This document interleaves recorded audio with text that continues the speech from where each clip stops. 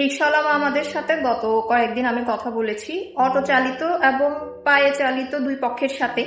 Auto চালিত মামাদের দাবি হচ্ছে পায়ে রিক্সা চালানো তাদের জন্য অনেক কষ্টকর, সারাদিন রিক্সা চালিয়ে সারা রাত পুরো শরীর ব্যথা হয়। তাদের কষ্টের তুলনায় ব্যালেন্স হচ্ছে খাওয়া দাওয়া ও সুস্থ পরিবেশে থাকা না সম্ভব হয় না, যে কারণে নানা অসুস্থতা নিয়ে রিক্সা তাদের চালাতেই হয়। তাই অটো চালিত রিক্সা যদি অনুমোদন দেয় সরকার তাহলে তাদের সবার জন্য ভালো হয়, তাদের কষ্ট কিছুটা হলেও হচ্ছে লাঘব হবে। অপরদিকে হচ্ছে পা দিয়ে চালিত রিক্সাওয়ালারা আমাদের দাবি হচ্ছে এভাবে চালাতে তারা অভ্যস্ত। একসাথে পায়ে এবং অটো দুটো রাস্তায় থাকলে না মানুষজন দ্রুত এবং স্বল্প খরচে গন্তব্যে পৌঁছানোর জন্য অটো চালিত রিক্সাকে বেশি প্রেফার করে।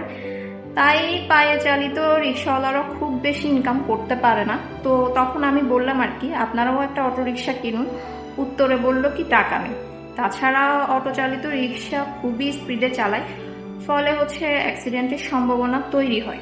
আমার কাছে না দুই পক্ষের কথাই যৌক্তিক লেগেছে, তাদের উভয়ের কথাই কিন্তু শুনতে হবে, শুনে খুব দ্রুত একটা সিদ্ধান্তে আসতে হবে। এখন সমস্যাটা হচ্ছে দুইটা গ্রুপকে না কখনোই আপনি একসাথে আনতে পারবেন না, আনা যাচ্ছেও না।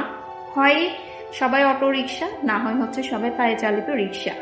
আমার কাছে মনে হচ্ছে তাদের কষ্টের কথা ভেবে তাদেরকে আমাদের মতোই মানুষ হিসেবে ভাবলে পায়ে চালিত রিক্সা বন্ধ করে অটো চালিত করলেই মনে হয় ভালো হয়। প্রথমত হচ্ছে তাদের যে প্রাইম যুক্তি অটো রিক্সা কেনার সামর্থ্য নেই, সেটার সমাধান রয়েছে। বেশিরভাগ পায়ে চালিত রিক্সা হচ্ছে রিক্সাওয়ালাদের নিজেদের না, তারা দৈনিক ধরুন 140 কিংবা 150 টাকার বিনিময়ে রিক্সা ভাড়া নিয়ে থাকে। তো রিক্সা ব্যবসায়ীদের না কিছু সিন্ডিকেট রয়েছে যারা এই রিক্সাগুলো সরবরাহ করে থাকে। এই সিন্ডিকেটররা চাইলে না পায়ে চালিত রিক্সাগুলোকে অটো চালিত রিক্সায় ইজিলি রূপান্তরিত করতে পারে।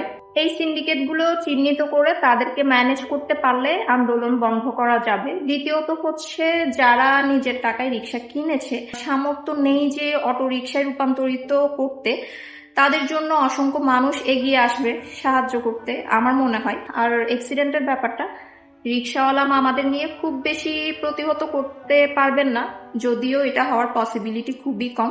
এটা ডিপেন্ড করে রিক্সা বা যাত্রীদের উপর। খুব স্পিডে চালালে আমি দেখেছি যাত্রীরা বলে মামা আস্তে চালান, তাড়াহুড়ো করার কোনো দরকার নেই।